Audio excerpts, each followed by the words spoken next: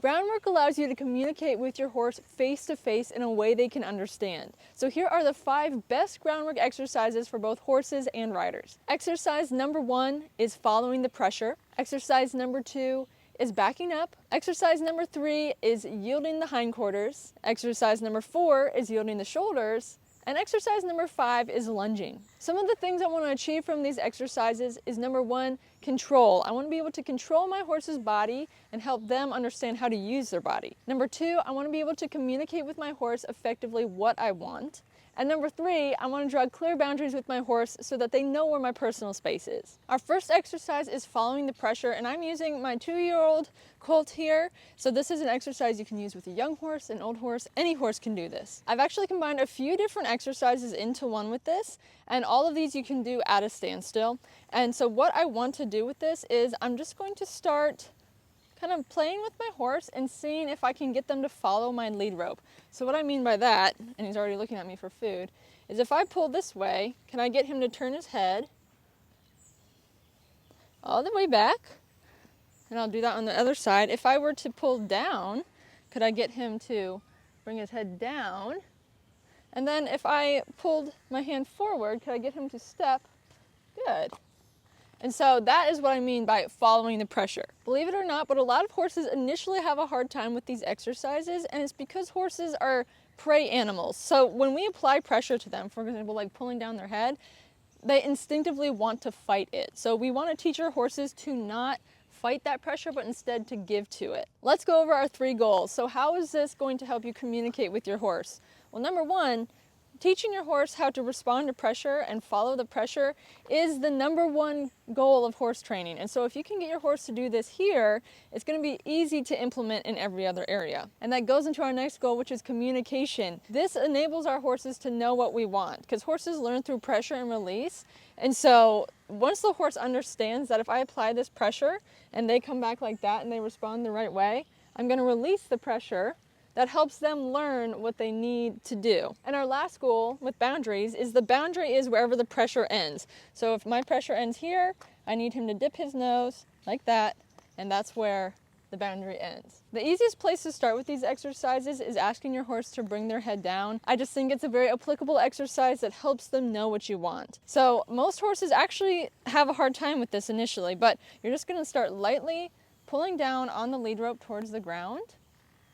And while he dips his nose, as soon as your horse dips that nose, you want to release and let go of that rope, because that lets them know they did that right. So I'm going to hold. And if he doesn't necessarily dip down right away, I'm going to increase my pressure.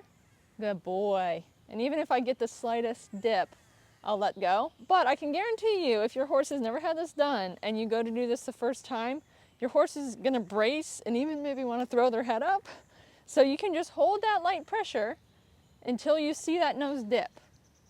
And initially it may be the slightest dip. Holding.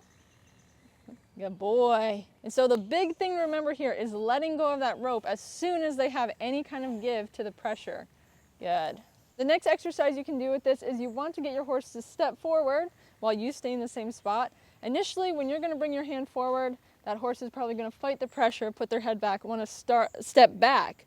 But if you can just hold that pressure until they even take the smallest step, then you can let go and reward them. So I'm going to ask him to come forward, and then I'll release. Good boy.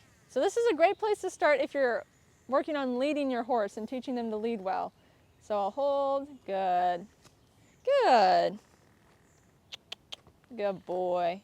The next best groundwork exercise for you to know is how to get your horse to back up. The particular way I'm going to focus on getting my horse to back up today is by using my lead rope, just because it enables you to back up your horse in different situations, and especially when you're not necessarily right up next to them, but they're a little farther away from you. So it gives you kind of the best control. How do our 3 goals fit into this exercise? Well, number 1, we are controlling the horse's feet. So it's enabling us to move our horse's feet and get them to go back. Backing up is great for communicating to your horse that they need to get out of your space or that they're too close to you. So it's great for correcting. And number 3, the boundary we are setting is we are affirming our personal space. So this is a bubble that you cannot be in. So when you have a 1,000-pound animal Having boundaries is very important for your safety, and that is why we use this exercise. It's not to be aggressive with the horse or anything like that. It's simply to move them out of the way fast, and that's why it's very useful to know how to do. This is one of the exercises where it may not be pretty in the beginning, but as you work on it and as your horse becomes more responsive, it gets easier and it looks better. Our goal is to get our horses to respond to the lightest pressure possible, and so I'm going to start with the lightest pressure. So I'm just going to shake my lead rope slightly. You can see he's not really paying attention. So from there I can shake it a little bit more with a medium pressure. As soon as he takes a step back, I release and I stop that pressure. So once again, I'm going to shake that rope lightly. He's not doing anything. I'm going to go to a medium pressure. He's kind of ignoring by the way he's turning his head, so I'm going to just shake it a little bit harder. There he goes. He takes a step back. If your horse has never done this exercise before, I can guarantee you they're not going to back up just by this light pressure initially. So you have to help them kind of understand what you want. So the first time you're asking your horse to do this, start with the light pressure, because this is eventually what we want. Once they don't respond, you're going to go to a medium pressure. From there, if they're not responding, at this point your horse is probably sticking their head up. They're like, what's going on? I need you to like walk towards them and just make movement until they take that step back. And that right there is going to make something click in their brain where suddenly they now understand what you want. And the more you work on this, the more sensitive the horse is going to become to where, like now with him, I don't need to bump him as much. As soon as he takes that step back, I release. I'll just give him a few bumps. And he's working on it because he's a baby. But it's getting better. So eventually it'll get to the point where I can just back up. So the goal is it will look prettier as time goes on. For these next exercises, I'm pulling out Tucker here just because he has a little bit more control of his body, so it's easier for you to see. But our next groundwork exercise is going to be yielding the hindquarters. This exercise achieves our 3 goals by number 1, giving us control of the horse's hindquarters. Number 2, communicating to the horse that they need to move their hindquarters away from us. And then thirdly, it sets a boundary of personal space and it just helps you maintain safety when you work around your horse. Yielding the hindquarters is probably one of those exercises that I see a lot of people get stuck on. And it's usually because number 1, if the horse has never done it before, the horse isn't going to want to naturally do it. So you need to ask them in a very specific way so they understand what you want and so you can get the results you want. The easiest way I have found to first introduce this to your horse is number 1, to stand at their withers. So right here. And there's really 2 parts that you need to know for this exercise. Number 1, you're going to reach down your lead rope and bring your hand out and back. So that's going to be one part of the exercise. Simultaneously, as you're bringing your hand out and back and your horse's head around, you need to point your belly button to your horse's hip and you're going to step towards that hip. Like step in this direction, not this way. You're going to step towards the horse's hind end. And you can even use your lead rope if you need to generate some momentum, like spinning it. So I'm just going to show you the exercise so you can see what it looks like. So first of all, I'm going to bring my hand down. I have it ready to come back. I'm going to turn, point my belly button at the hip, hand come back, step, and see how that hind end swings. The ultimate goal for this exercise is to get that hind end to swing away from you. And the way the horse is going to do that is they're going to step one of their hind legs in front of the other. So they're going to pivot on their front. So we're going to do it again. I'm going to go to the horse's withers. And remember, this is just the easiest way I have found to communicate to your horse initially. So on this side, I'm going to have my hand ready, down further on the lead rope, bring my hand out and back, look towards that hip, step towards it. The horse, you can see, is stepping that leg one in front of the other. Good boy. So your ultimate goal is to get that hind end to swing away. So look, step, swing. Good. So you can see, he swung away from me. Now that we've got the basics where you understand how to use your body, the horse understands what you want, now you can kind of start making it more subtle, is what I like to say. If you have a lunge whip, you can use a lunge whip, or you can use your lead rope. This exercise relies a lot on body language. So if I'm going to ask my horse to swing that hind end away from right here, number 1, I'm going to make sure my belly button is facing that hip. I'm also going to make sure I'm looking at that hip. From here, I don't really have to mess with my horse's head too much. but I'm looking, my belly button's pointing. Now I can swing my lead rope at that hip and get that step. So I'm gonna look, I'm gonna swing, and then your hand is just there to kind of create a barrier. Like if he's trying to step out and step forward, you can bring your hand up and ask him to not do that. Good. Let's see if I can make it even more subtle and just look and kind of move. So I'm gonna look, see if you can just get, good. So that's the ultimate goal. Like get your horse sensitive enough to where you don't have to do too much. Good boy. These exercises may look easy, but if you've ever tried them in the past, you know that groundwork can be very technical.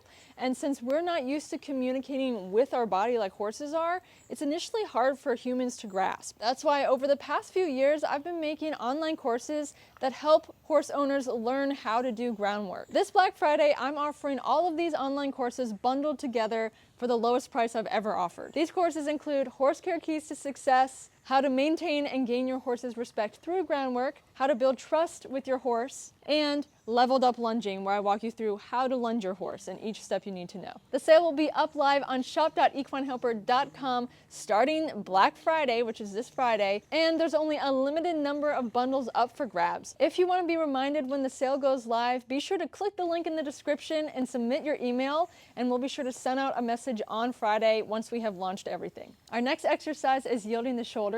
So we just moved the hind end, now we are going to move the front end of the horse. And the way this fits into our 3 goals is number 1, it gives us control over the horse's shoulders. And the shoulders control where the horse goes. So that enables us to control the direction of the horse. The overall message we're communicating with our horse is to move their shoulders away and in which direction they need to travel. And lastly, our boundary we're setting is, this is once again a boundary for personal space, getting your horse out of your space, getting them to move away, and just establishing your personal bubble. This is another more technical exercise that your horse may not initially understand if they've never done it before. Many horses, when you go to do this for the first time, they are going to want to back up and escape. So you have to be very diligent about how you're asking them and communicating with them so they know what you want. This is the best way I have found to introduce this to your horse. Just like our last exercise, there are a few simultaneous parts that you need to do for this exercise. Number 1, I start with my hand towards the horse's eye, and I make a pushing motion like this. And you can see when I do that, he will move his head. So that is a great place to start because that is actually the least amount of pressure possible. Like we're not touching the horse, we're just kind of doing a pushing motion. Or some horses can be very dull to this, so if your horse doesn't care and they don't move their head at all when you do that, you can put your hand here and you're gonna just lightly push them. So before you even go to get your horse to take a step or anything, what I want you to do is I want you to either get them to turn their head like that and just turn their head, not move away. Or I want you to take your hand and put it on your halter and gently push their head away. So now that we have gotten our horse to kind of turn their head, now we need to get them to move these shoulders. So the way we're going to do this is I'm going to use the same pushing motion, but now I'm going to walk into his head. And so even if he kind of moves his head away from me, I'm still going to walk as if I'm going to walk through his head. We're not actually, that sounds very violent, but I'm going to push and then I'm going to step towards him. And you see those shoulders step one in front of the other, those front legs. And so that is the ultimate goal here. So I'm going to walk as if I'm going through the horse's head, hand up, walking towards, and he steps those shoulders around. So you can see initially he stuck his head up and he wanted to back up. So that's where if you need to, you can catch them with your rope. And I kept him forward. So even from here, I'm going to push and walk. There. And your rope is really just there to catch them from stepping out or stepping back out of the movement. So push and walk. He wants to back up. Good, that was good. And so the biggest thing is if your horse does try to stick their head up to escape, keep that hand by the eye. So you may need to raise your hand up towards the eye. But that just is creating a block for them, and it's helping create a visual for them to understand what you want. Like, you want them to move away from that wall, because that's kind of what you're creating. Once you and your horse have gotten used to that very easy introductory part. Now it's time to move on to the actual exercise, is what I like to call it. The way I start with this is I'm slightly in front of my horse and to the side. Number one, I'm going to use my body language too. So my belly button, my eyes are looking at the horse's shoulder. With Tucker here, he is a very responsive, sensitive horse. So I barely have to do anything, just look and start stepping towards that head, and he will move those feet. Let me get Ruach so you can see it with a little bit more of a less responsive horse, especially if you're asking your horse to do this for the first time. Now I have Ruach here. So Ruach has done this exercise very limitedly, so we're just going to review with him. I'm going to put my hand up and walk towards him. You can see he's a little bit more of a dull there. Push, push, push, walk towards that. There, good boy. That was a big step over. So once again, I'm looking for those front feet to cross one in front of the other. I'm gonna hold his halter and do it. There, good boy. So now I am slightly in front of him and to the side. Belly button is pointing at that shoulder. My hand is up to create that block. I'm gonna walk with him. Good, oh, that was a good boy. Good, good. Good, good. That was one little baby step. Good, good. Even if you get one step, that is very good. Our next exercise is lunging, and let's go over our 3 goals for lunging. So number 1, lunging enables you to control the horse's movement and speed. For communicating, this is a great tool to use in many different situations. It's great for fixing issues, it's great for letting your horse burn some energy. Overall, I would say the main goal is for focusing them. And the boundary is setting, once again, it is setting your personal space.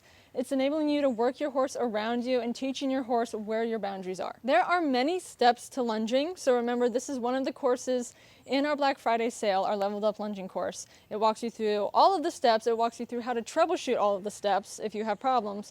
I'm going to walk you through some of the basic steps. So before you can even go to teach this groundwork exercise, you need to have first done all of the previous exercises we have done. So your horse needs to know how to respond to pressure, to back up, to move their hindquarters and their shoulders, because all of those aspects can come into play here. This exercise is piecing together everything we've done so far, so I'm going to kind of just show you how it all goes together. So first of all, when we've been teaching our horse to step up like that, that is important. It helps your horse to kind of understand to go with the pressure. So when you start asking them to move around you, you know, because I can get him out, that's a way you can start sending him out. So I can get him to step up past me and go from there. So many people message me and they can't get their horse to go past here because they've never worked with getting their horse to follow that pressure. And so if your horse can follow that pressure, you can start getting them out on that circle around you. Good. And remember how I said that moving the shoulders enables you to control your horse's direction? So that's another piece to this. We want to be able to send our horse out and around us. And to send them out, you're going to have to move those shoulders away from you to where they go out on the circle. And lastly, to get your horse to stop or change direction, first we want to yield the hindquarters. So I'm going to put my hand down, look at those hindquarters, and he's going to step around. So that's getting your horse to stop when lunging. So I'm going to piece it all together. First, I'm going to back him up to get him kind of where I want him out on a circle. He wants the grass. Then I'm going to, ask him to move those shoulders. Good boy. And then he goes out and around on the circle. And then I can get him to come to a stop by disengaging that hind end. Good boy. If you want more detailed technical walkthroughs of these exercises, or you want to learn more useful groundwork exercises, be sure to check out our Black Friday bundle. Once again, you can get reminded by submitting your email at the link in the description.